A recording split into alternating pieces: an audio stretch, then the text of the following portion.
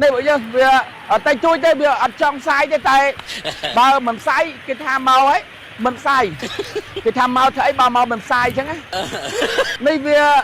កប៉ិចកប៉ុកទេបើយើងកណិចរាចរកប៉ិចកប៉ុកបើយើងនិយាយភាសានេះដូចថា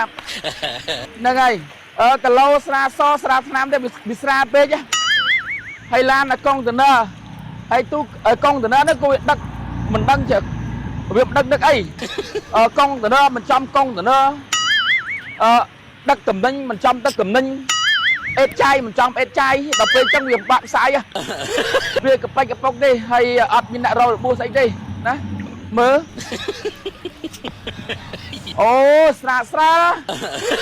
គីឡូពេកទេទូចទេហ្នឹងហើយពួកយើងគឺមិនដឹងដឹកអីវ៉ាអីគូកុងតឺន័រមិនចំទូកុងតឺន័រផ្ទះមិនចំផ្ទះអេតចាយមិនចំអេតចាយណាគីឡូស្រាទេតាមពិតមកផ្សាយតិចទៅបើយើងដោយសារតែអានេះបោះគេតែឯងទេគេគ្រប់ថ្នាក់ចរាចរណ៍តែឯងហ៊ានតែផ្សាយញ៉ៃវាយដោយអាសេថ្ងៃមុនអញ្ចឹង